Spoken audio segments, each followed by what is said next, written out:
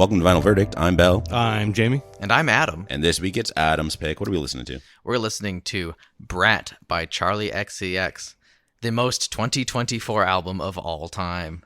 I wrote in my notes that I would rather be flashbanged or waterboarded than have to listen to this again. Getting right to the point, hey. Holy cow. That's your final verdict, is you did not like this album. Explain. I'm not in a good mood this week. On Saturday, I had to cancel my credit card because someone has been skimming it for a month. So I'm down like $1,000. And then I took my car in for service on Thursday and someone backed an F-350 into it. Oh. So now I have to take it back for body work. And so that's I'm not a Brat's problem. and so I was not in a mood for an album that was upbeat and yip-yappy like Very Brat. yip-yappy. Well, have you ever listened to Charli XCX before? I'm aware of who she is, but I have not listened to her. Well, Adam, why don't you tell us more about her? Well, yeah, let me just pull up my notes real quick. Oh my goodness I'm a freaking gracious. mess today. I'm sorry, boys. He's giving Brat. Charli XCX is a pop artist from Great Britain who has had a long career of success, just kind of bubbling under the mainstream eye. That's a chart. Like they come out in like 2012, huge hit with the I Love It with Iconopop, and then in 2014 they were on the hook of Iggy Azalea's Fancy. Mm-hmm. Great song. Yeah, I guess. I'm not a huge fan of that song. You're not fancy. I'm a big fan of I Love It by Iconopop. That's a great song too. It is a good song. I do enjoy that one. But would spend the majority of her career kind of being like an also-ran compared to, say, like heavy hitters that were like Ariana Grande or Katy Perry or Taylor Swift. But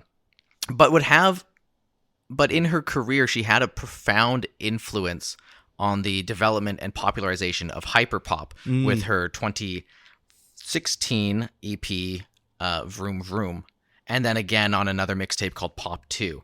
Working with a frequent collaborator named A.G. Cook, who runs the PC Music label, who is also like a very, very influential artist. Charli has proven that she is a critical darling and a very interesting artist who's willing to experiment with her sound and never really likes to stay the same.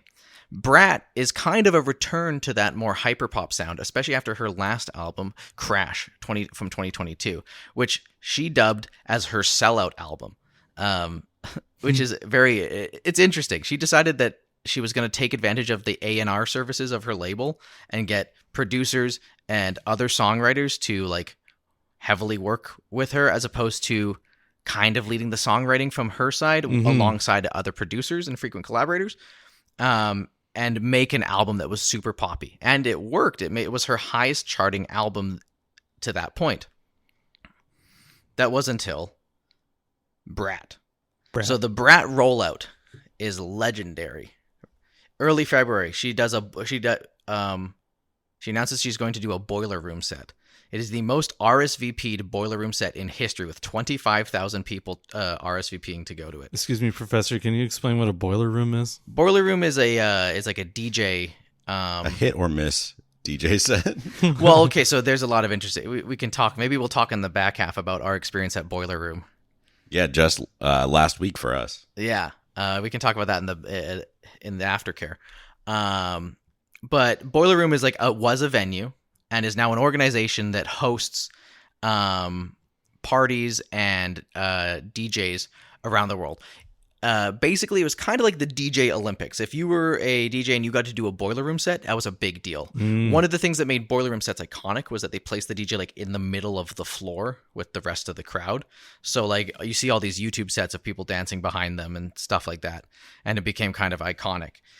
Boiler Room has since been sold to like another events promotion company and has kind of been watered down. It's like a trademark. You basically like apply to like host a Boiler Room event, and then they like approve if you can, and then you find it's so like it we'll talk about it later. But this Boiler Room was really, really significant, where she started dropping new tracks, brought on a lot of other cool collaborators at that exact set, and then began to drop a series of singles that would lead up to this summer release for this album. And the iconic branding of just this lime green with low res like sans serif font, or does that have that? Yeah, that's sans serif. It looks like Arial. There's a serif on the T, isn't it? I don't know enough about serifs. But like would become like a meme, like Brat. It would become such a culturally saturated moment that even Kamala Harris would use it as part of their campaign. Yeah. For president, which is going to conclude so shortly. Tuesday. Yeah, so it's interesting. Charli XCX has kind of had like this secret, really heavy influence on the music scene, but has never had the kind of dominance in the mainstream that, say, a Taylor Swift has had. The only thing until Brat. The only thing I knew about her was that it's sometime around when Royals, the Lorde song came out, an interviewer mistook her for Lorde and asked her about her hit single Royals, and she played along with it and like gave a whole interview about this particular song that wasn't hers. Yeah. Interestingly enough, there's a song on this about Lorde on this album called "Girl So Confusing." Yeah, and then the remix has Lorde on it. Yeah, we'll talk about it when we get to the track. But Charli is kind of a bit of she's very online, and she's a bit of a personality, and that's gotten her into trouble and feuds and stuff like that. But I think that's also part of her appeal, is that she tends to be kind of open, and or she tends to be, outside of her music, she tends to be pretty honest as to who she is. But her music itself has never quite been so personal and open and honest as it has been on Brat. And that's a kind of a change here. That's very, I think, is like what has made Brat resonate with so many people. Yeah. Is that openness. She talks about insecurities. She talks about like how it feels to compete with other women. She talks about looking for male attention. She talks about whether or not she wants to have a kid, and if that changes, if she's missing out by not doing it. There's a lot of introspection on this album. She talks about how she didn't think about like the Billboard chart until someone mentioned that she should be thinking about the Billboard chart and stuff like that. Not the weight of fame, but like things that come along with it, I guess. Yeah. And it's like the curse of knowledge almost, where you like, once you realize that it's something you should care about, it's hard to get that out of your brain, and you wish you could avoid having to think about it. But at the same time, it is a celebration of club culture. It is a celebration of self-love and acceptance, feeling like a badass, and having a lot of fun at the club. And the album Brat goes through so many different, or takes influence from so many different parts of club culture, especially like 2000s club culture in the UK is where a lot of this comes from. And you can hear that in some of the production design and some of the songwriting choices. And it's crazy that it has caught on so much. It has not just been an absolutely huge mainstream hit, but it is also critically acclaimed. It is currently the highest rated album on Metacritic for 2024 and the 16th highest rated album on Metacritic of all time. Yeah. It is quite a landmark hit, this album. And which is why I was really excited to bring it on and talk about it. Yeah, this album's okay. It's one of those things where I get it, but it is not for me. Maybe I just need to listen to more pop, which is what I said during the Carly Rae Jepsen episode. It's because like if I enjoy it, I can usually pinpoint what I do, but if I don't know why I don't like it. When Jamie picks a classic rock album, I can point out what I don't like whether it's the stories being told or the choo-choo beat or whatever it is. Sometimes I just didn't vibe with some of the songs. I do like this more than Emotion, but I really liked some songs, and then in the middle it just goes away. It's just like, okay, we got some clubby beats, this is fun, and then it's just like her yapping for a while. The lyrics are just so forward, where it's like she's saying a lot, and I don't relate and don't care because I don't really know who she is. So like, yeah, cool, you beefed with Lorde, but like I don't need all this detail. Cool, you think about having kids, but like I don't know if I care about that either. And it's just like, okay, go back to the clubby beats, or it's a great beat and then it's just her talking like normally for a while, which I found very odd. So after like Von Dutch, I would say it really slows down for like a considerable amount of time where there's quite a while where I didn't really enjoy much, but the songs are so short where it just kind of moves on. So even if there was like something I didn't really enjoy, it was over after, 3 minutes, which, is not that much of a time sink. So it didn't really affect me too much, but I was hoping to like this more. This album is 44 minutes long and it has 15 tracks on it. Some of the tracks are less than 2 minutes long. Which is interesting, I guess. It is very much a radio-friendly album, and you can see why it has so many radio singles on it. But like Bell, the era of me going to a club and beating up the beat is long past. Whoa, my era of that's not long past. Don't say like Bell. I want to hear some of these in the club for sure. Oh, I'm sorry. Yes, I'm not without including Bell. I'm getting too old to enjoy music that feels like my heart is palpitating listening to it. I think if I had played this album on the stereo, I probably might have enjoyed it more. I feel like it filled the room rather than just my ears. I may have enjoyed it a little bit more, but I didn't have time to put it on the stereo this week. But it was unbelievable. The disrespect. To not blast Charli on your stereo. I'm sure my neighbors would have loved that. They'll knock and be like, "Oh my god, I didn't know you listened to Charli," and you'd have new friends.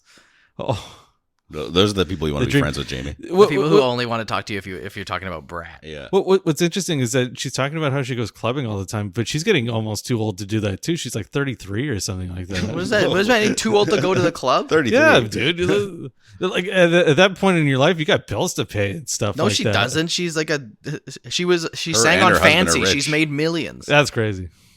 She can go to the club. Yeah, her husband's She's writing club music. In the club. She's doing a boiler room set. She is the club. Crazy. She did bumps during that set, I'm pretty sure. Yeah. Bumps. I don't know. You could be like, I think Mick Jagger, you should be thinking about retiring. Like Mick Jagger should be thinking about retiring. You should be thinking about how much money he's putting away. I don't know. So we covered ELO last year, and Jeff Lynne is on tour right now as ELO. You should have seen it.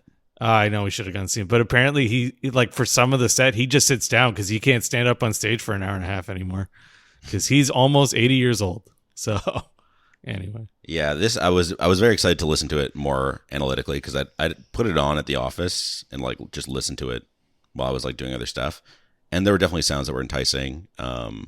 But yeah, I think I can understand why people like it. I thought it was good. Like, I'm going to sound a little bit harsher on the album and did earlier, but I don't hate it. I think it's because I really wanted to like it that next step further that when it doesn't hit that for me, I'm like, like so close, man. Yeah, it's so close. It can be tough going into listening to an album when you go like, everyone's talked about this all year about how amazing it is. It is one of the highest rated albums of all time. So like your expectations are so high that if it doesn't immediately hit on this like level that everyone else is talking about it, then I get how that hurts its performance. It is a great cover, though. It is the green Brat. It is iconic. And the meme of Brat Summer and stuff like that. Like, even though I hadn't listened to it and didn't get it, I thought it was a funny saying at the very least. Yeah. And people like just buying green things and being like, that's Brat. Giving Brat, yeah. I enjoyed how she changed all of her other album covers on Spotify to look like the Brat cover. Yeah, I wish she changed them back. Yeah, because some of them are actually pretty good. Yeah. Because there's some good album covers there. And now it's just ugly text, and I'm like, okay, I get it. The one that just says "vroom vroom," yeah, and it's like, oh, that just seems really dumb now. Yeah, and I had a good, cool car on it. Yeah, cool car. I had a cool car. If you like cool cars, we covered that last week. No, that album stunk. Oh, ready to give it one last listen, boys? Oh yes, absolutely. So Julia, when you're in the party, bumping that beat, 666 with a princess streak. I'm everywhere, I'm so Julia. All night, never gonna stop, never gonna stop. Yeah, I wanna dance to me. When I get to the club. Yeah, I wanna dance to me. She's a radiant mother and he's a beautiful father. And now they both know these things that I don't. I think about it all the time, that I might run out of time. Wow, what an iconic intro. Great start to the album. Yeah, it sounds like you're getting a call. It's like a ringtone. Boom, boom, boom, boom, boom, boom. Boom, boom, boom, boom, boom, boom. Yeah, it's not a super long song, but I think that is a benefit because it stays fresh the entire time. Like, it's very fun. Doesn't overstay its welcome, even though the backing track is pretty repetitive. I didn't care. I wanted to keep hearing it. And at first I thought it was weird because there's no bridge or anything. It's just verse, chorus. But it works. It works really well. Very catchy. This song is huge in Latvia. What? It went to like number 1 in Latvia. I mean, this song was pretty huge in general. This is one of the like breakaway hits from this album. Unfortunately, it's on Latvian Wikipedia, so it's a Latvian yeah, stats. I can only comment on Latvia right now. Yeah, I think that the plucky synths are nostalgic and futuristic at the same time. It's really, it's very, very hyper pop, where it's so synthetic sounding. The processing on her vocals is also pretty cool. And is a fun braggadocious tone where she's like feeling like I'm that hot thing. I'm awesome. She's making references to tons of different people, like her friends. She's so Julia, which is a reference to Julia Fox. She references AJ Cook. She references which one's Julia Fox? Julia. It's okay, Jamie. All right. I don't know who Julia Fox is either. Yeah, okay. Julia Fox, she dated Kanye for a little bit, but she's a model. She was in Uncut Gems. Oh, Uncut movie. Gems. She played. It's the girl from the meme. Uncut Gems. Is it? Yeah, Sure. I know that. I didn't know that her name was Julia Fox then. Yeah, and so just a very popular model. And also played their first music release at Charlie's Boiler Room, and Charlie was like, "They're iconic," and I was like, "Yeah, sure, yes, celebrate people." Yeah, the vocal effects remind me of Negi Jemi, who we'll talk about at some point. I guess I'll space it out so we don't do two artists that are somewhat similar back to back, but I really like the vocal effect. It's just like a little processed, but not overwhelmingly so. And she doesn't use it on every song, so bonus points for that. Yeah. Yeah, I think the production across this album is really, really solid. It's really great. A.G. Cook, who kind of led the production for most of the album, he's a genius. He is so inventive and so creative and has such a great ear. And this song I was surprised because I feel like the song's kind of low key, so I was surprised at how much of a hit it was. And especially like as a dance hit, like very popular in like the queer scene and stuff like that. Because for me, I don't really feel it's that dancey. It's like kind of fun, but for me, this is like not one of the strongest songs on the album. And it's fun. I like how she's bumping that, you know. But yeah, it just sets the tone. It's a great opener. Bumping that. And we move on to the second song, Club Classics. Absolute banger. I want to dance to this at the club one day because damn. Yeah. I know I'm jumping ahead, but the breakdown in the last 45 seconds goes so hard. The like weird wubby synth. Yeah. It's so crazy. That is the one thing I really enjoyed about the song. I also didn't realize that she was British until now, even through all the other songs I've heard of hers. This is the only one where I'm like, she's British. Yes. Yeah, she's not hiding the accent at all. Again, she's referencing a lot of different people in her life. She wants to dance to AG Cook. She wants to dance with George. That's her fiance, who is also the drummer for the 1975. Oh. She wants to dance to Sophie. I don't know. Rest We don't in like the peace. 1975. Lead singer is racist. The lead singer is weird in that band. And he dated Taylor Swift, which is crazy. Strange. Yeah. I just happened to know who the 1975 was. So when you mentioned it, I was like, oh. Yeah, I remember their singer used to like Somebody else, great song. Matt Healy used to make out with like fans on stage. I don't like that. Yeah, it was a little much. He's a weird dude. Yeah. Yeah. He's like, I love torture porn and race play. It's like, oh, please don't. Please don't. That's a say bad that. combination. Keep that private. Keep that. Yeah. to Don't need to yourself, say that young fella. publicly. I like the bridge where she sings about wanting to dance to her own music in the club. I get it. If I made this, I'd also want to dance to it in the club. Yeah. Eh. Yeah, and the synths, the building synths before that drop are really cool. Yeah, this song's such a Jamie, party why don't vibe. you like it? It's not for me. What do you mean when you Although say it's not for at the you? end, I did like the breakdown you were talking about. I did enjoy. What do you mean like it's not for you? It's not the kind of music I would like to listen to when I come home from work. What about on your way home from work? Maybe. Or to work? Yeah, at 7:30 a.m. 7:30 in the morning. Yeah, I really hour want long commute. I want to get amped up on my way in. I want to commit a traffic violation listening to good This music. is what I'm listening to. I'm committing traffic violations. You drive very This fast. and Dave Brubeck. Yeah, this and Dave Brubeck. There's no in between. Yeah. Lyrically, it's just about having a good time. So I don't know. We can move on. It's such a good song. It's hard to speak about. It can be difficult to talk about dance tracks because it's like there's almost an intangible like thing that makes them good, and that's just like how well they can nail the pulse, how well the vibe is captured, how well. There's definitely a situation for listening to this song. There's an occasion for it. They'll have heard it. The audience. This was one of the second last listen song that played. Don't you agree? It's a club classic. It's a club classic. Then we get "Sympathy Is a Knife." Where we move into those piercing, like sawtooth synths, or the bing, bing, bing. Yeah, it's another fire backing track. I enjoyed this one because the synths sound like lasers at the beginning. I'm into that. I'm into that part. They had me. Yeah. This one doesn't land quite as hard for me. I think just lyrically, it isn't anything I can relate to, and they stick out because, again, the vocals are just so forward that it's hard to just enjoy the production without hearing her talk about her jealousy and insecurities. And I don't think it's bad to talk about those things. You know, I've praised Lana Del Rey, Father John Misty for those things, Certainly. but it's just like the focal point of the song when I'd like to hear the just a little bit more. Mm-hmm. But it's not bad. I feel you because that was one of my critiques of Lana Del Rey's album was that I was like, oh, the voice is great. I want to hear this great instrumentation. For me, I don't, and maybe this is just the nature of the speakers I'm listening to it, or it's just my familiarity with the album. I don't feel like I lose out on that as much. In the verses, it's obviously very front and center, but I think that gives it the space where it really expands when the chorus comes in, when you have that like the kind of like string striking that's on the beat, and then the larger echoey space. Like there's a lot of space in this mix, so that when it gets to the chorus, it really builds, because everything gets reverbed out.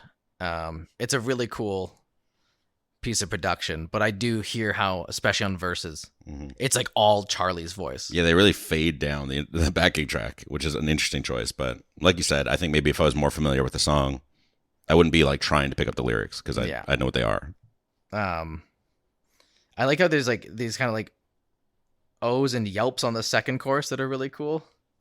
That just like that. Ooh, it's very cool, very synthetic. It's cool how it's like They were crunchy. Yeah, and I also think it's cool how it captures an emotion without while almost being so robotic still. It's cool how that kind of gets through the production of the music. There's speculation that this song is about Taylor Swift. Oh, sure. Because the lyrics on the track are about feeling jealousy and insecurity to another woman, and because I don't want to. There's like a part of it where they say, "I don't want to see your boyfriend backstage at my show."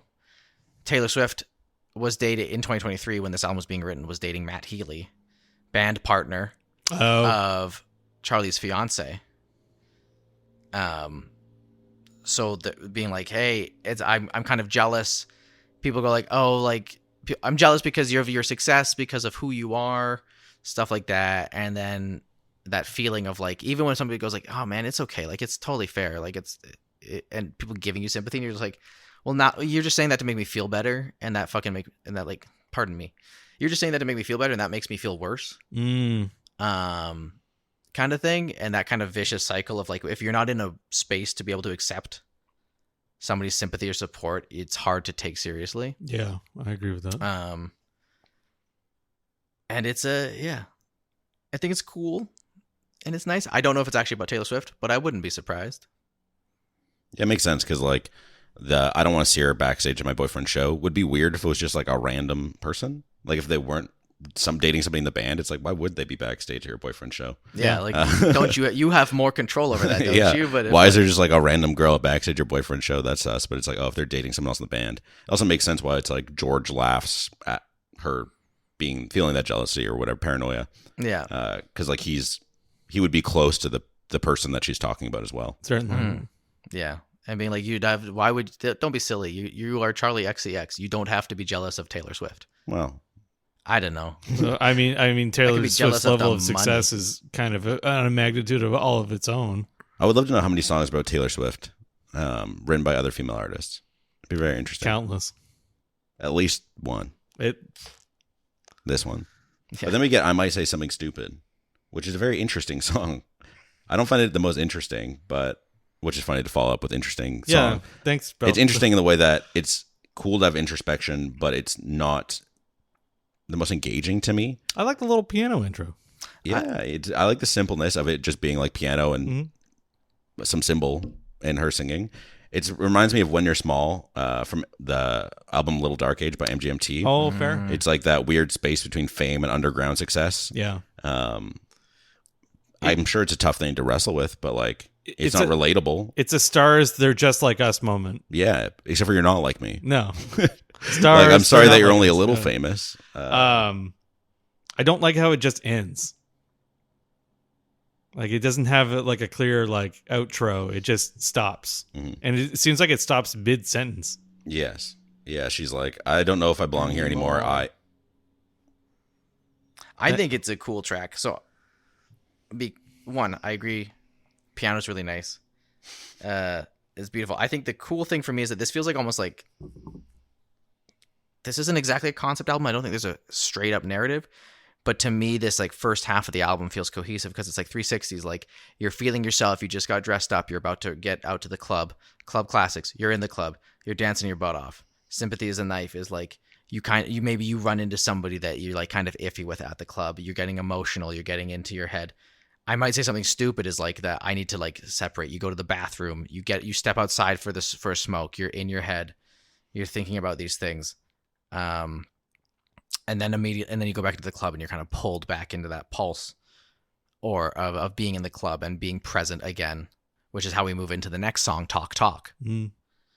So I kind of feel like there's almost a journey in how these in these songs that reflect but that like kind Talk of Talk, just moving on to that song, I guess, it's not a club beat, and it's about like her meeting her fiance. I had to think it was husband or fiance.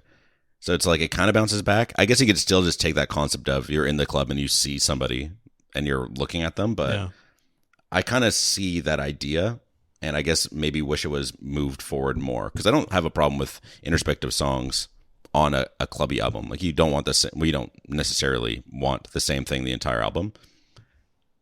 I don't know. It's just like not. I just didn't find it to be an interesting topic for your introspective song. I don't know.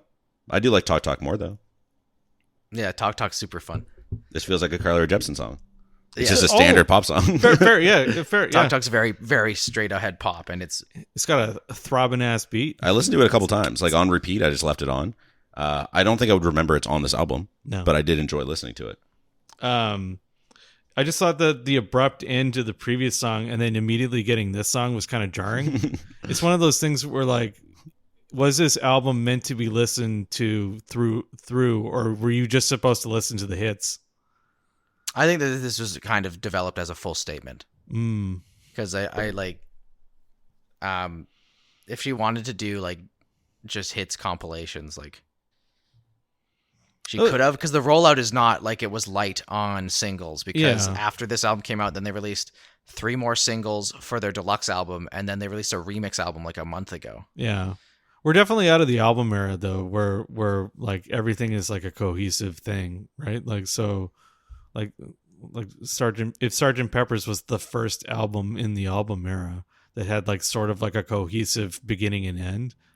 It's harder to find the cohesive beginning and end in some of the pop albums that are coming out these days. I think definitely there's an influence, like especially with like the super bloated mainstream albums you see from like Drake or like Taylor Swift and stuff, where like 24 tracks, because you just want to get streams and you want to maximize playlists. You want to people figure listen out to Drake, they'll drop one of the tracks on it and it just maximizes it. So you get these bloated huge projects that like are way too long and have a lot of filler, because that's how you make more money now, is by having more songs, right? As opposed to having like one really big hit or a couple of really big hits. You can be like, well, if I get a couple big hits and it keeps suggesting other songs from this album, I get more and more streams. Yeah. If I listen to this one big hit and then it plays another one right after it, because that's how the algorithm works. Exactly. Yeah. So I think you're right. I do feel like that this album is cohesive enough in style and tone that it doesn't feel like it's just a compilation of hits and singles. Like I feel like there's a through line, and I get it's not like it isn't a concept album. It is not trying to be a specific story. No, it's that's more value I'm applying to it that I hear that makes it feel cohesive. And after Talk, we get Von Dutch, We which get is a Von clothing brand. which is a banger. Oh, Talk. I want to. Oh, I you want want? to Oh, mention. sorry. No, I just want to mention it's got a crazy number of writer credits. Oh, does it? No. It has 1, 2, 3, 4, Stuff I'm 5, fascinated 6, 7, 8. Jesus. I was like, why? It's like 4 lines. Yeah, the last song has 2, and this one has 8. I'm assuming there must be a sample or a reference in here that maybe does that, but I was like, 8? That's insane. Let me look into this matter. That was like I saw doing some research for this album. I saw that Charli XCX was a writer on Señorita. I But- love it when you call me Señorita. Yeah, See. and that song has like 13 or 14 writers on it. Classic. Charlie Puth? Who is it? Shawn Mendes? It's Camila Cabello and Shawn Mendes. Great song. Classic Charlie Puth.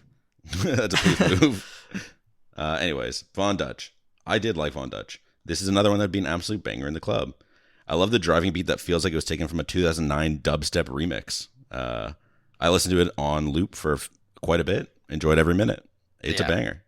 Yeah, undisputable. The way it builds, the like rising and falling synth, like that's kind of So happening with good. the tone in the background, the tension that's built from the like just the straight ahead like virtually the same note, maybe going up a half or a whole step for a word at the end of the line, kind of like verses. It just explodes into this massive song. It's so good. This is a club classic for sure. Her voice is like heavily. I don't know what the word is. Like it's. Yeah, I don't know. masked, but It's processed. Like, processed. I don't know That's what the it word I'm is like- though. Yeah, so some sort of weird filter or plugin of. It's very digital. digital. Thank you. Yeah. I wrote synthesized, but that's not the right. No, Synthesized I think is that's good. probably the Yeah. best of those 3 options. Vocoded. Vocoded. But like it's not because I mean it is a little bit, but the pitch is not that precise. No. Because It's she's like interesting. scooping. She's like kind of sing talking, but then there is like some of the trills. It goes like, "Ugh," and it's like that digital like Yeah. stepping. Yeah, this song's so good. Put my hands up. Yeah, that's oh, goddamn, I love this song. Everything is romantic. And this is a nice tonal shift. Dude, it's got little flute on it and little strings. It's Yeah. okay. I Orchest- thought it was all right. And then it goes weird at 50 seconds in. Or it becomes like a club song. Yeah. Yeah. Yeah, I think that this is such a great kind of tonal shift after having a couple of great pop songs. To switch back and have finally some like organic sounding instruments on here. It's just so wordy, man. I don't get it. The lyrics, again, very foreign prominent. And so it made it really hard to get into my jam because it's like, what? Neon orange drinks on the beach, 4 generations make up a family, lemons on the tree, the great. I'm like, just slow down. You don't have to say all these words because it doesn't even mean anything. Like, I know it's like an Italian fabula or something like that, but I'm like, you're just yapping. You're just saying things. It's like, you're sandals and stirrups of scooters, neon orange drinks on the beach, 4 generations make up a family, early nights and white sheets and lace curtains, Pompeii in the distance. I'm like, okay, I get it, man. Watch an X-Files with the lights on. But dude, with Donna May's on, I hope this Monkey Man's in this one. I was just like, what is going on? And then I didn't like the outro, how it just fall in love again and again, repeated. Yes, the end. Falling in love again and again. I love Yeah, it. I think it's no. cool how it builds, She's and you have British. the stuff from the intro Again and again. again and again. I like how it takes the strings and stuff and the orchestral flourishes from the start and puts it under. I just as want it to kind of ramp up this further. building harmony. Build more. It does. It kind of It like just doesn't. it does kind of ends the song, and it's kind of almost like a separate idea. So I can see why it might not feel super I satisfying. would love if it just went up, up, up, gave like a little short section of just like a fire beat and then ended. But it like builds to like 65%. Oh, yeah. And then just kind of stays there and then fizzles out to rain sounds. And the rain sounds are very nice. Yeah. But I was just like, what is going on in this song? Like, what do you want this song to be? Because describing Italy seems very random. And the beat doesn't decide if it wants to be a lot or not. So it's just very Ooh. weird to me.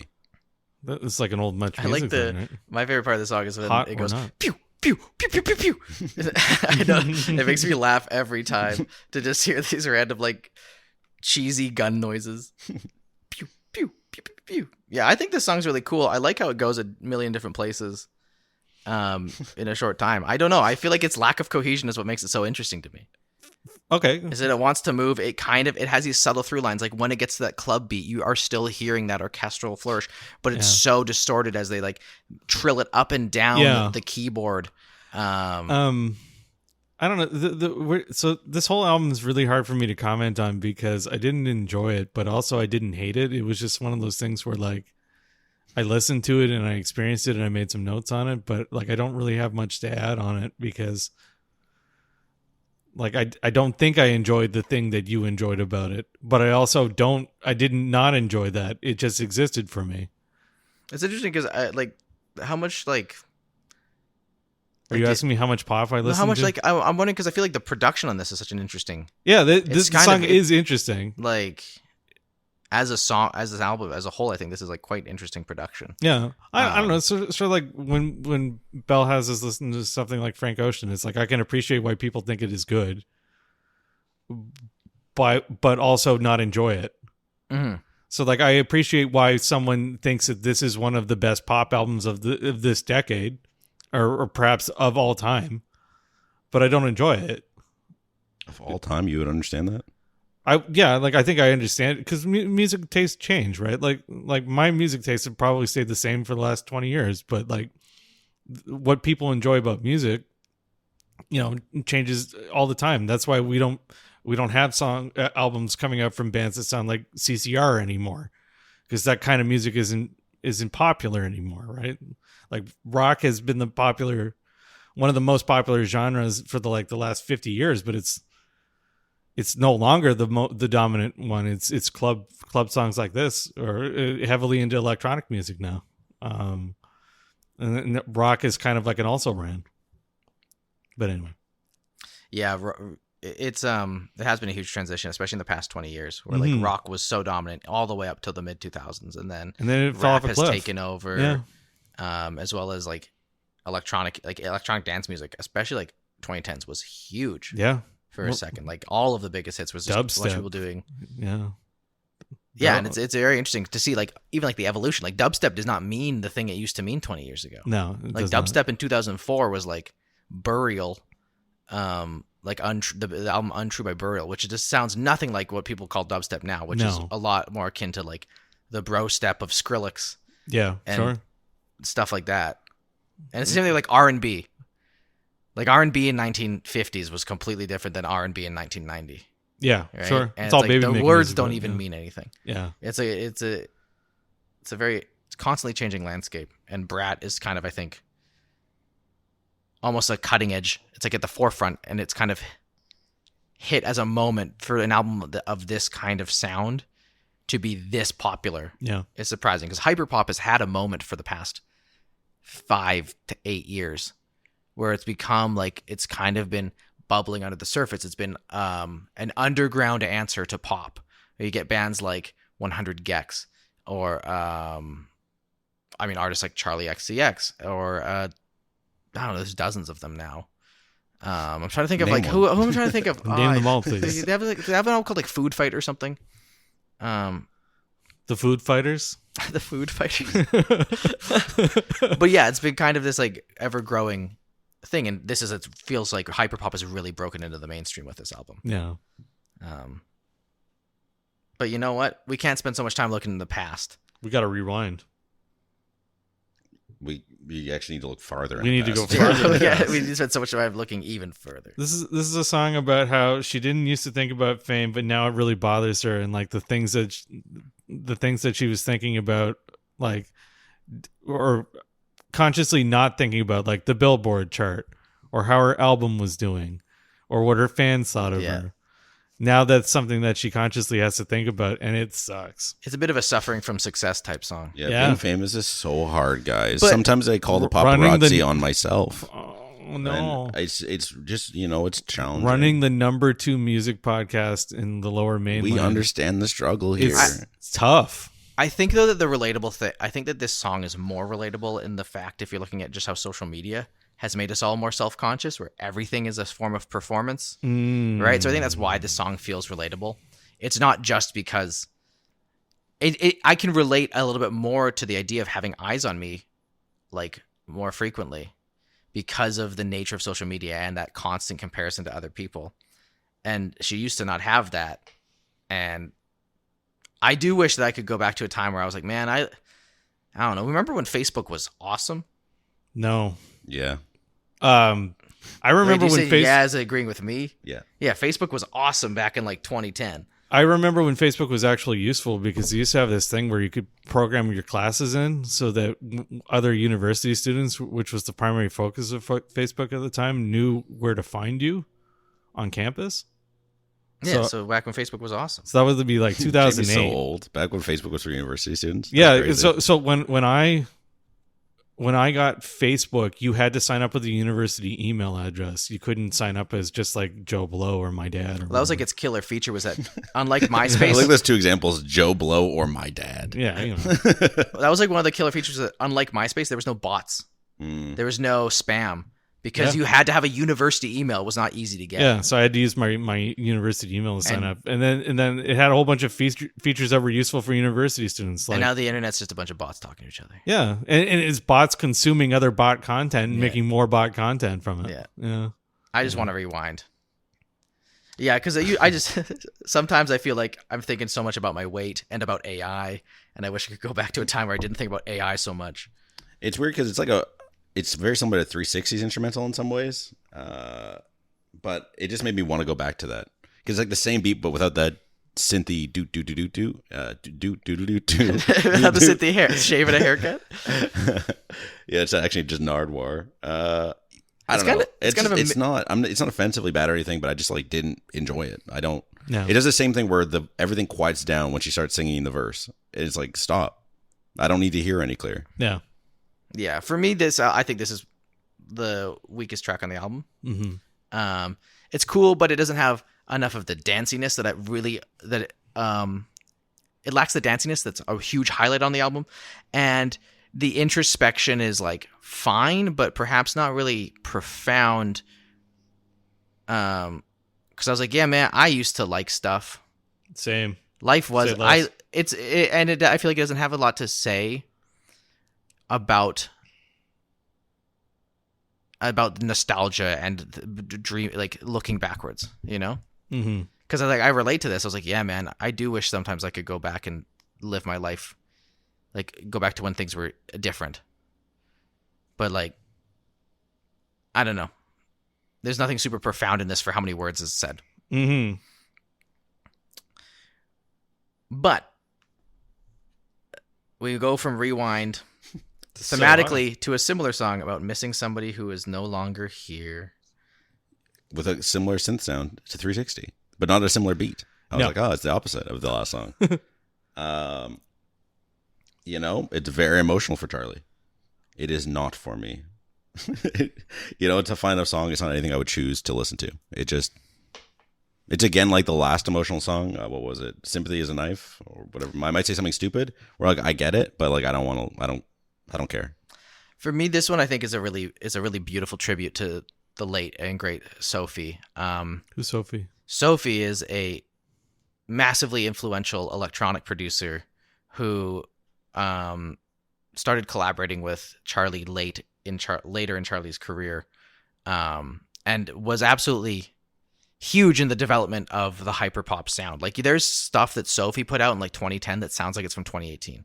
Like they were so ahead of the curve, doing crazy things with production, crazy sounds, that people to this day are still like copying. They're still taking influence from. And that influence you can hear on this album. And even this song, when she says it's okay to cry, that is that was the first song off of Sophie's debut album, The Oil of Every Pearl's Uninsides.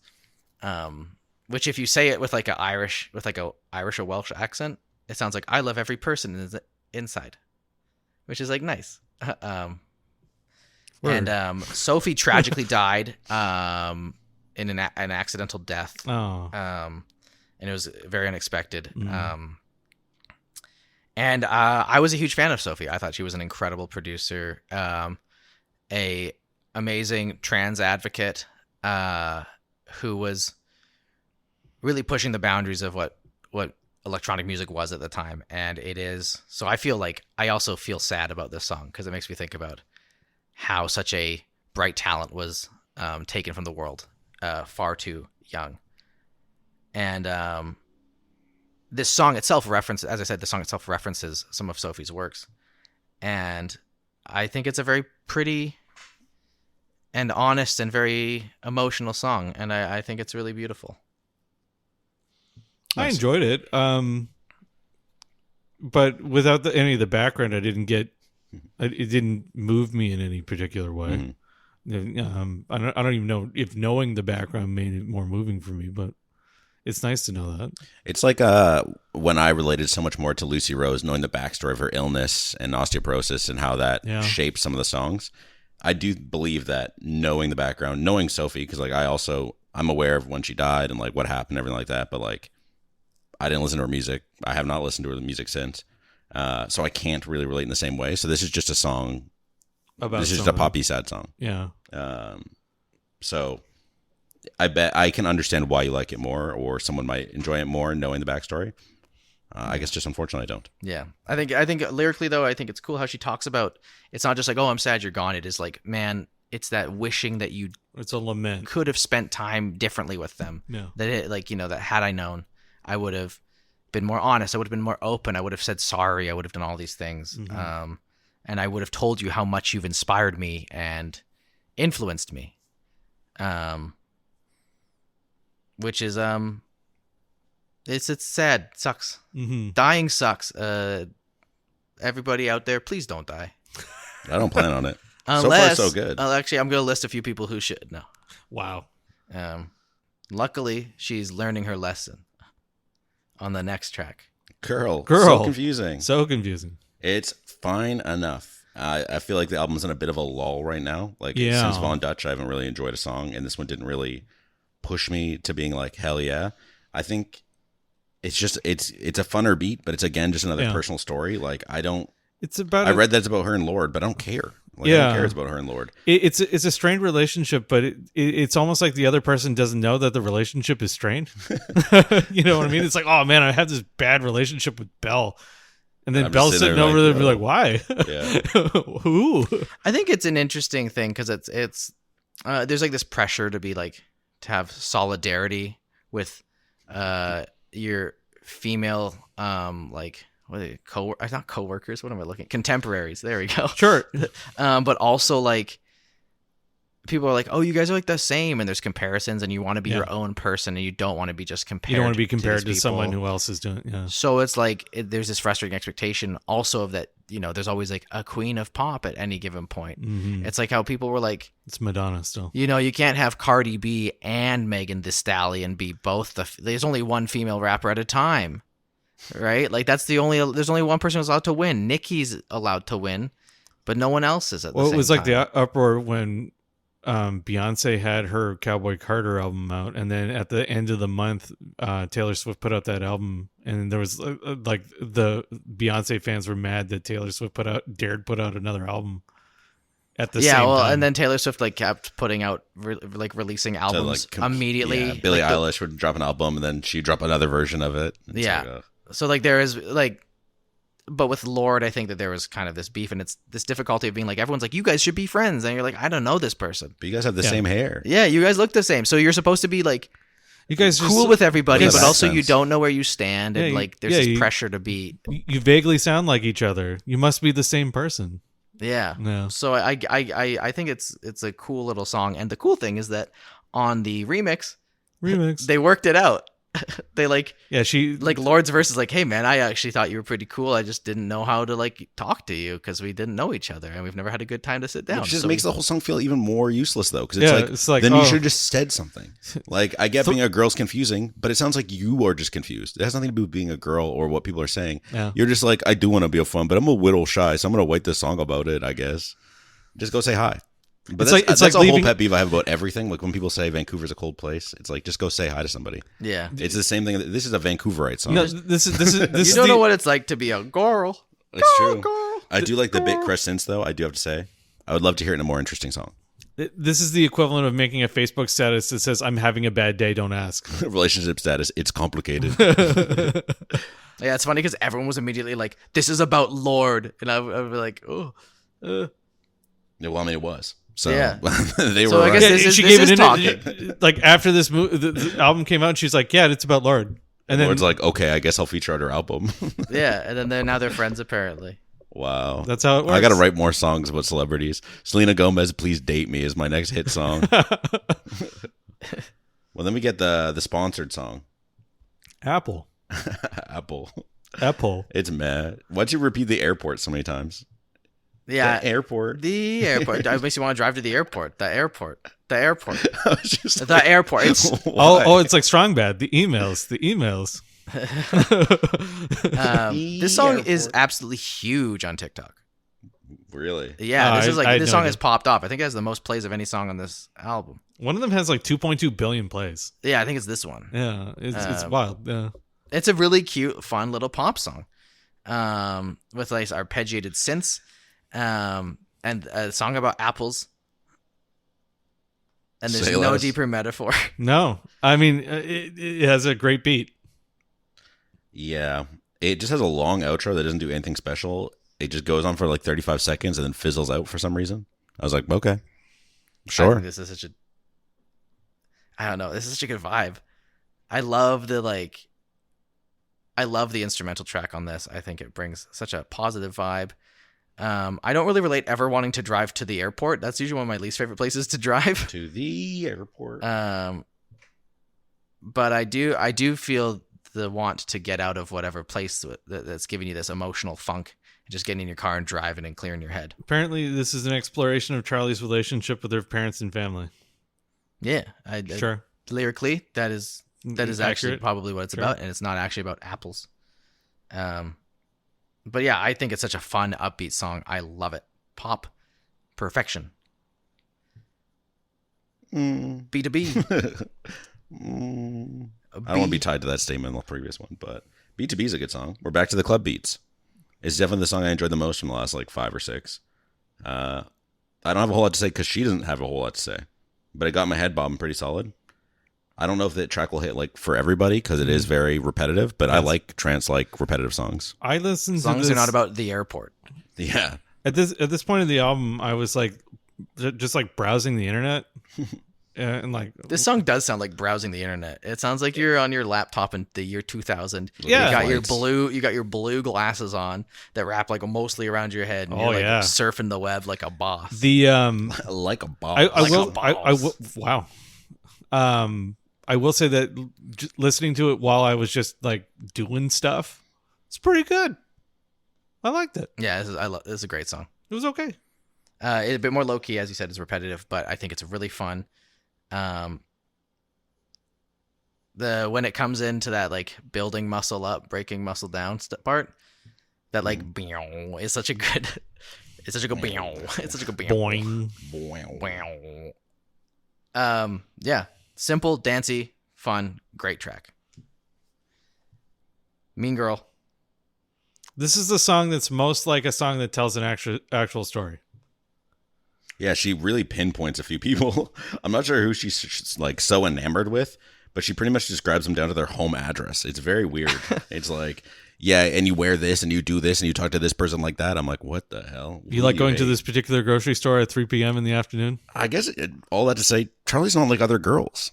Like she doesn't dress like that or feel like that. It's like, okay. Okay. This one's for all the mean girls, though. So I like the little piano thing in the middle. The piano riff in this song is so good at so 1:30. good. I was like, give me more of that. Yeah. I want more experimentation like that on the whole album. 'Cause Apparently, I'm like, this rocks. For this particular track, she sent it out to a voice message out to like a select group of fans, like on her Instagram, and it was just like the piano riff, and it was just like people at random. She just like flicked through her like followers list and just like selected them and sent them a voice riff. That's cool. I'd be like, this is the Look best at thing that, I've I'd be ever heard. scared. Do, do, Just- do, do, you get a message from Charli, it's just this piano riff. You're like, what the hell? And with no explanation, yeah. Did you mean to send this to like your producer? Yeah, the song feels a little long, but I assume it's because of how wordy it is before switching to that long, repetitive outro. I think it's just because, again, that wordiness makes you pay attention to it more, so it feels a little bit Certainly. longer, but it's not bad. The piano sample makes me want to come back to this song, though. It is so fire. Yeah, I think there's a cool like sawtooth synth that goes from the behind in the chorus at the first half, and then the piano riff just brings it all together. This song is another bop, another banger. I love it. She is very odd. She's talking about a very oddly specific group of people. I feel like she's talking about maybe 20 people total. Sure. But yeah, I don't agree know. with that, yeah. I don't like Mean Girls. I like the movie Mean Girls. I don't like girls who are the mean. movie's good. I'm a delicate. The little movie is baby very boy. of its time, but I enjoy it. And then they made a musical about Well. Also, shout out Lana Del Rey. She gets a call out. We're all Lana Del Rey fans here. We got her in our AirPods. Oh yeah, absolutely. I think about it all the time. it. It's about motherhood. This song I find very relatable because it's something that I've been thinking about a lot in my life lately. Really? It's about like You gotta have a baby. maybe, I don't know. It's a big decision to be like, I'm gonna have a kid, and it's going to be the thing I do for the next 20-ish, 25, 30 years. Basically, to the end of your life, you have to. Yeah. Like it's a scary idea, but I also understand that like I see how there's a lot of value in why people desire it, and like the growth that you can have and the purpose that having a kid can give you, you know? And I like how Charli very plainly just goes like, yeah, I I got a friend. saw my friend's kid. Man, that made me think, do I want a kid? Yeah, well, it's basically she saw her friend. Her friend looked exactly the same as she always did, but she has a kid now. Yeah. Same old clothes she wore before. Holding her child, yeah. She's a radiant mother and he's a beautiful father. I'm like, why did you say it like that? She's a It's radiant so mother, weird. He's a beautiful father. I love that moment. I think it's such a What? It's so random. She's just yapping. She- this yes, is the one she that is. made me the most mad because I'm like, the wordiness doesn't even make sense. She's just saying things. It doesn't flow well at all. It's stream of thought, but I don't like I liked Lana singing, so I didn't mind the stream of consciousness.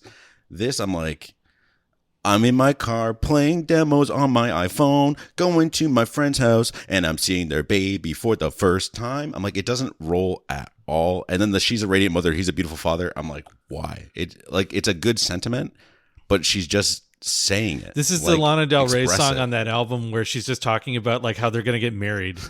Yeah, you this is remember like it's like the wedding is in October. You this should is like be the there. kintsugi one, where she's like, it's like that thing that they have a Japanese. I think it's called kintsugi. I'm like, why did you didn't have to say all that? I really like the talky stream, the simplicity of it. I also like there's like no processing on her vocals really. There's like maybe a lower track. It's like overdubbed, but like there's no pitch correction. She's like flat on a lot of notes. She's missing stuff. It's a very raw vocal performance, Yeah. and I love how on an album where like almost everything had some Yeah. sort of processing on it, it's very, very honest and almost like a demo. And I think that that's really, really cool. And I get why you don't like it. That's actually the thing about this song that really See, speaks this is to the me. same with the Rural Alberta Advantage. And actually, a spoiler, we've reviewed another album already, and we're going to talk about it later in next week's episode. But it doesn't feel right because it isn't consistently done. Like that rawness is not consistently done through the album, so it sticks out as odd. And that Rural Advantage, Alberta Advantage, there was a couple songs that were like, all of a sudden the production quality is way down. Yeah, And it then wasn't way up. fun because the other stuff was well produced. Yeah. So the same thing where like it's flat, and again her vocals are very forward in the verse or in the verses, where it's like this doesn't strike me in this album, especially because it's followed up by a club classic hit right after where there's a lot of production. So it's like it really sticks out. We're at the point in music history where now we're praising artists for sounding like the way music used to sound. Like so there was a time before people did multiple vocal overdubs, and there was a time before like music was perfectly pitched. You got the rawness of someone's voice because that was their voice and that was all you could do with it. Yeah. But now we got people, like aggressively polishing up their music until when you go and see it live, it doesn't sound like the studio thing because there's no way they could do that live. Shout out Joji for bad concert experience for that reason. Oh, really? Yeah, it's like he doesn't even sing the high notes because he He can't. physically So I'm like, can't. why That's did you right, yeah. put that on the album version? Sorry, I got Ginger Root and Joji confused. No, Ginger Root's amazing. They sound Yeah. just like the album. Yeah, exactly. Ginger Root were great live.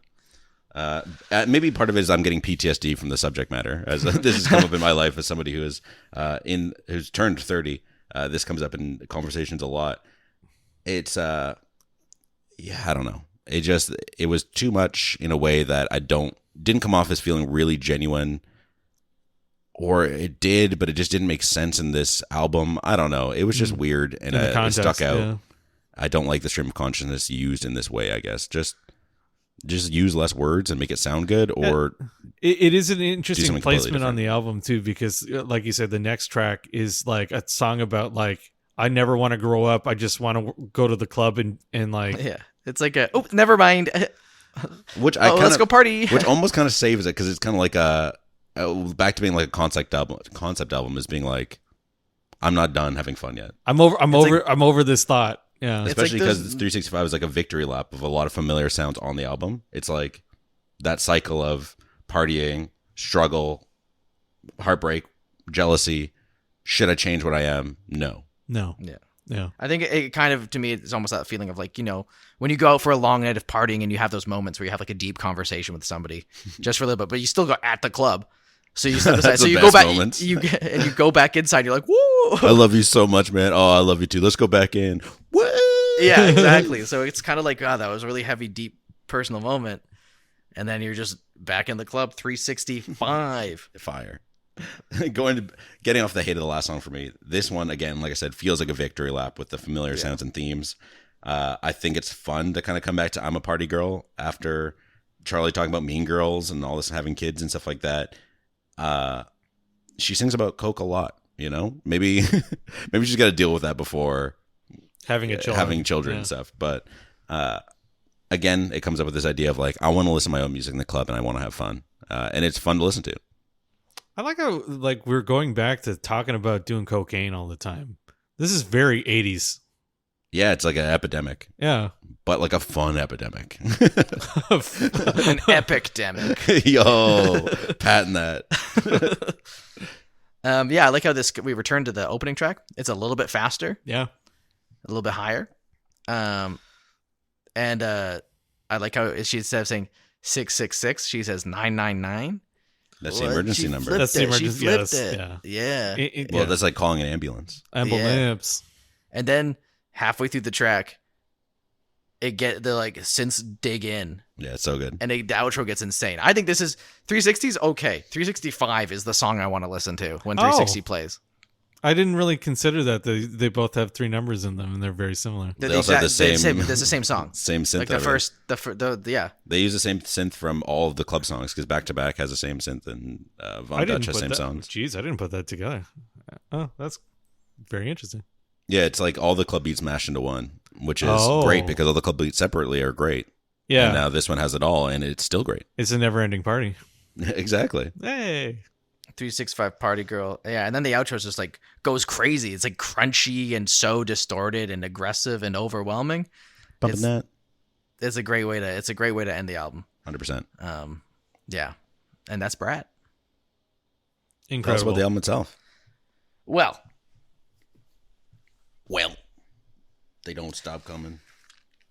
so in classic modern pop fashion, there's a bajillion variations on this album. There's so many, like how Taylor releases 14 versions of Tortured Poets Department or whatever it's called. Stupidest name ever. You don't like Robin Williams? That's the Dead Poets Society. Oh. I ended up getting, so there's, as I said, they've released 3 different versions. There's 3, as I've said, they have the main version, Brat. You have the deluxe version, which is called Brat, and it's the same, but there's 3 more tracks, so it's not. And then you have the remix album, which is called Brat, and it's completely different, but it's still Brat. Way worse. Well, I think remix albums are always like, the remix albums are never going to be. That's my least Good. favorite trend. Like everything has a remix album now. I don't mind The it. longest version of Brad is 35 tracks long. That's the remix album because it has it has the deluxe edition and then 20 remixes. And the deluxe edition adds 3 songs. And my favorite song out of all of these is on the deluxe edition, so I was really tempted to buy the deluxe edition. But the deluxe edition is like all as a white cover, and it was going to look ugly in a little bit of time, and I really wanted to have, and it just came in a black vinyl, and this one comes in highlighter green. Just There's a lot like of the rest of stuff the in album. Yeah, okay, so yeah, there's a lot. We'll talk about this. Wait, what about the cover and the back? The 'Cause cover back is special. the cover looks like Brat. The back has a hole in it. Tell me more. And it annoys me because the hole also goes through Oh, the you inner had to sleeve. cut a sticker to open it too, eh? Yeah, I know. Oh my Ooh. god, they had to I cut a didn't wanna do sticker. P and me O. It's peeing me. Oh. And Also, the Brat is like really low res. yes, it is. Is that on purpose? That 'Cause is- yes, it looks because bad. the picture itself and the actual album cover is like also very low Okay, res. when because you blow it I up. do not like that. So if it's on purpose and that's what it is digitally too, I guess. Yeah. It reminds me of the 8 Crazy Nights album I have that looks like a JPEG. They just stretched to the cover and it looks awful. It's So- like the cover of the Weezer album I have, where all the, Yeah, they're the very colors are fuzzy. off. Imagine the Brat green is wrong on the vinyl, like the Weezer blue is wrong. It is intentional. I like the translucent highlighter. Yeah. It's a nice color. Highlighter yellow. Audio quality is a great pressing. It sounds really fascinating. good. That's good. I thought you were going to tell me it sucks. No, I'm very happy to report. I that like how the sleeves of the records have the song titles, but kind of all over the place. It reminds me of my Swinging in Circles copy of Mac Miller. Oh, fair. And the label is her eye? Yeah, and then the other one is B.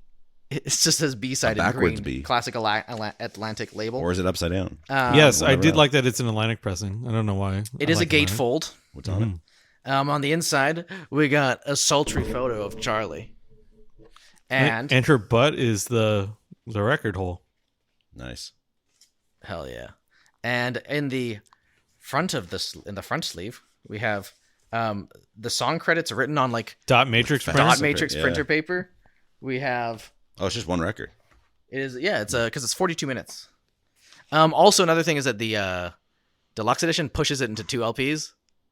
I think Sounds about right. it goes to like 49 minutes, and they split it into 2 LPs, and that's just like an annoying length because Right, now I that's have annoying. 4 sides with like 12 minutes of music.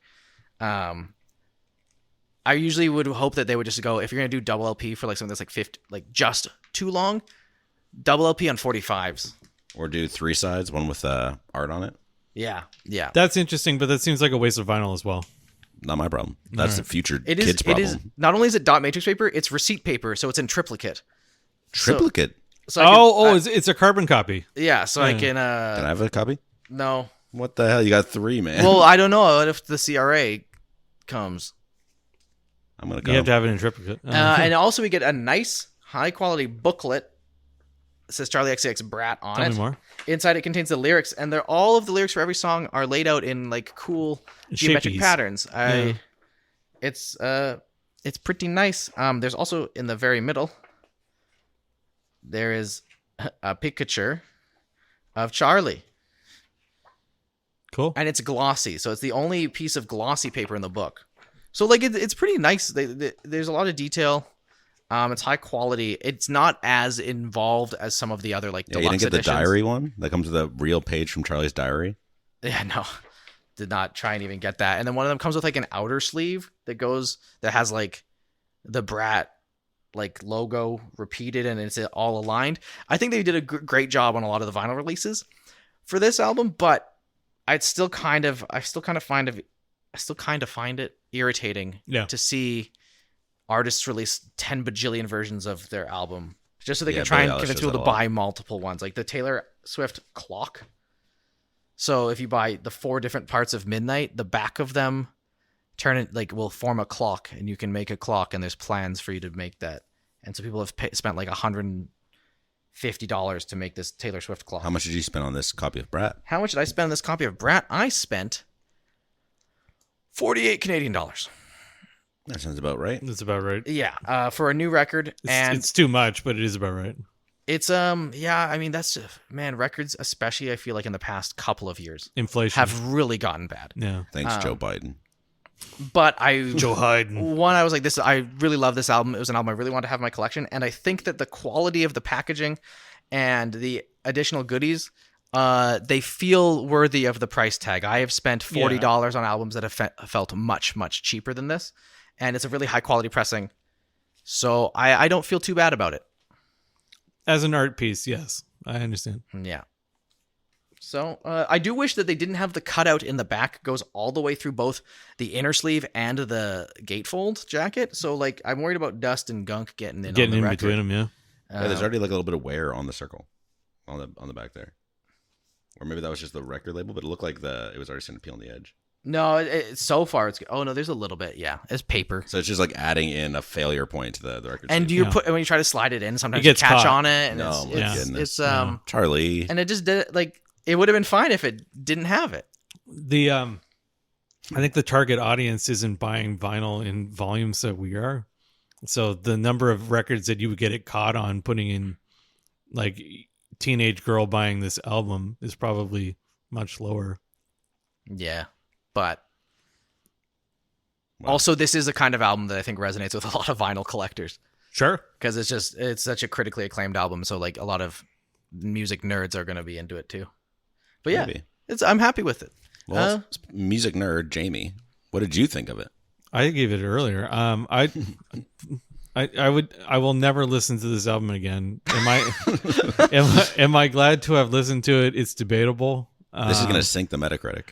Review from Vinyl Verdict. Review from Vinyl Verdict is so. I put this one in our. I put it under Death Grips, The Money Store, and above Thank You Scientists, Stranger Heads Prevail. That sounds right. In the 15th spot, we have covered, what is that? 18 albums so far, and it is the number 15. So it is still better. What is below then? Yeah, Wolf and Our Lady Peace. Our Lady Peace. No, the rural. It's a hard name. That's why I docked it points too. Yeah, the Advantage is still below that, and so is Wolf. Wow, Our Lady Peace is better. I agree. Our Lady Peace is number 12. Let's go, big W. I found myself sometimes wondering if I was being unfair to the album a couple times because I preferred the darker, clubby beats instead of the pop songs that were on this album, considering this is a pop album. But then I remembered she started with the club beats. I shouldn't feel bad of having this in my mind of what I preferred because she started with club beats before shifting to a more traditional pop style. I definitely don't feel it's a bad album, and there are some genuinely great songs, but with me not enjoying like half of the album, it's hard to see myself coming back to it, even though I liked certain parts of it. I am putting Brat in the 8th spot, as also below The Money Store by Death Grips, and above Atrocity Exhibition by Danny Brown. Like I said, I might have sounded a bit hard on the album, but it's because some of these songs are truly excellent, which made the songs that didn't work for me stand out so much more. I can understand why people like it, though. It's pretty fun stuff for the most part. Best album of the year? I don't think so. It's going to be on a lot of top lists. I'm sure, but I guess the thing is, it's going to be on a top list, but like it's a top list of other albums I haven't listened to. So yeah, people just need to listen to more albums because Lucy Rose should be on that list, but that's beside the point. Adam, what do you think? I think that this is a phenomenal album. I get why it's so popular. I get why it's so beloved by critics. I think that it is a great combination of incredible production, interesting songwriting, and enough vulnerability to make Charli feel relatable. It is going to be an album that I think will be remembered as a specific time point, and whether that will be, whether in the long run people will look back on that fondly or not, is going to remain, is up for debate. Who knows? I think that I think that this has cemented Charli XCX as kind of a pop icon, and has really shown that she is one of the most influential and important voices in pop music. I think that I'm really interested to see how much this album resonates with me in a few years, because all of the albums on my list that are above it are albums that I've loved for years. So I can't rate it higher than my girl Carly. So it goes in the 5th position, above Dave Brubeck Quartet's Time Out and below Carly Rae Jepsen's Emotion. But it could change. It could change. Cool. We had an aftercare question. Was we going to talk about album rollouts? Is that what it was? We're going to talk about next week's picks, which is a topic where Adam is going to pick from Jamie and I's collection, finishing the cycle where every host, past and present, has chosen from each other's. I guess Plouffe never picked from Adam's. We'll have him on. Close For a enough. guest. We'll have a guest topic. But what did you pick, Adam? I picked from Jamie's collection, "Synchronicity" by The Police, and from Belle's collection, I picked "Super Powerless" by Dump. Yeah, I'm excited to talk about those because I've not listened to either, and I own one of them. So tune in for that. That'll be very interesting, very different albums. But our aftercare question is talking about our experience at Boiler Room, because we talked about Charli having a Boiler Room set, and we had an experience because Boiler Room has celebrity DJs. It's really cool. It's hip. And our experience was awful. And the people who went on the next day, because there was 2 days for that set, had an even worse experience. Which is crazy. Jamie's leaving to go pee right now. Well, he can't experience the story anyways, so we may as well share ours. So we went because I was, again, like, Boiler Room's going to be great. So cool. I had heard of the Charli set. I'd seen other people I know sets. And we were going for our friend's birthday. And yeah, it was funny because I remember being like, man, I kind of want to go to a different show tonight before I got there. And I was like, please, it's Ariana's birthday. We have to go. Please don't cancel. And you were like, and I was like, why do we want to go to Boiler Room? I don't know anybody. And you're like, because it's Boiler Room.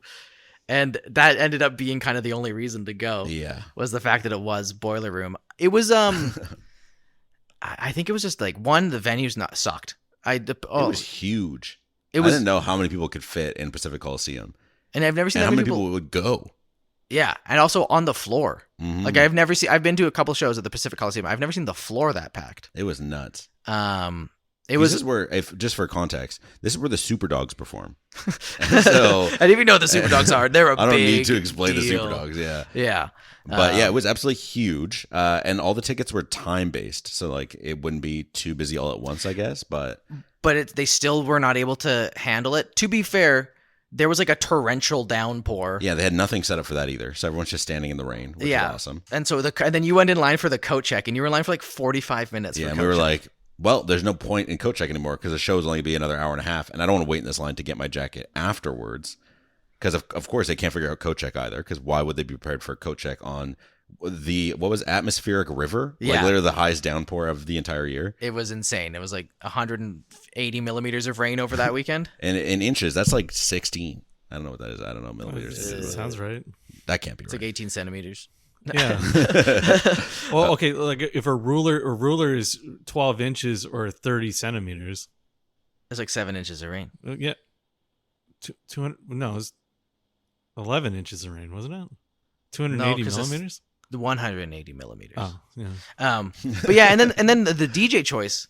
We didn't really know them. DJ Binky. Like, who was that? Yeah, no like that. offense to DJ Binky if you're listening, but who are you? DJ Binky. I was from like, dude, Arthur. babies are really excited for that. Yeah, Arthur's. Arthur's dude. Arthur's buddy. Yeah, Arthur's buddy Binky.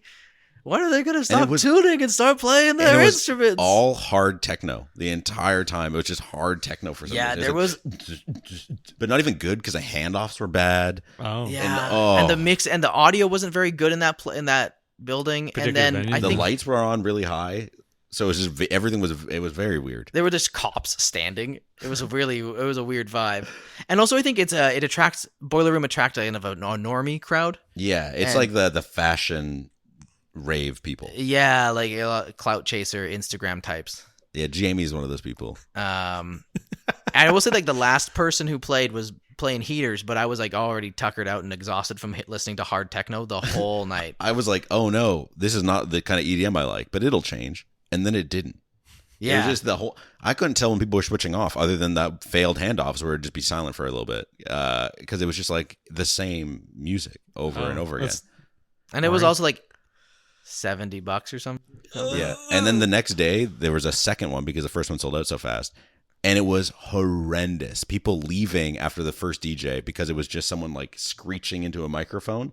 It was posted on r/EDM on Reddit as the worst EDM show of the year, potentially. Yeah, and it got thousands of upvotes, and that's not a very busy subreddit. And I think it was like Earth Eater. No offense to shouting them out, but I mean, this is easily Googleable if you just search worst EDM show 2024. Yeah, because they're not even necessarily an EDM producer in their normal music. So people were like, "Oh, that's an odd choice, but I like Earth Eater. I'll go see them."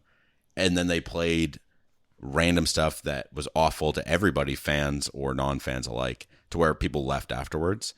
Because even then, the other people after that weren't that well known. But I had no idea Boiler Room is effectively a TEDx. Like, you can just license it. So that was something I learned after the fact as well. Because I thought, they're like, Boiler Room's on tour. But yes, TEDx is the exact... it's exactly what it is, where a venue can be like, I want to host a Boiler Room event, and you apply and they say, go for it. And it was a bummer, especially because we were kind of flanked by like the Boiler Room, like New York was like 3 days before, and they had some like crazy people on their lists. Like, there are a lot of great artists at other shows. And then I was like, man, I really wish I did bail to go to Levity, because Levity would have been sick. We all should have bailed. We probably could have sold our tickets for more because, again, Boiler Room has this hype behind it. It sold out like in an hour. Yeah. And it's, again, a huge, a truly unimaginable amount of people. When you look down onto the floor, it was crazy.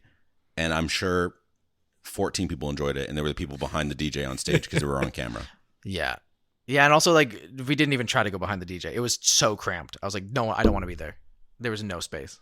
So, not gonna go to a Boiler Room event ever again. I have blocked Boiler Room on all platforms, unsubscribed. I am writing an angry letter to my government and MLA. So we just had our election. I've got a new person. They're going to have a letter from me first day saying ban Boiler Room. Yeah. Give me my $70 back. But we can't get our $70 back. We can't get our time back, and neither can you. But that's okay, because this episode is over. Yeah. Thank you so much for listening. If you're still listening, give us a 5-star rating.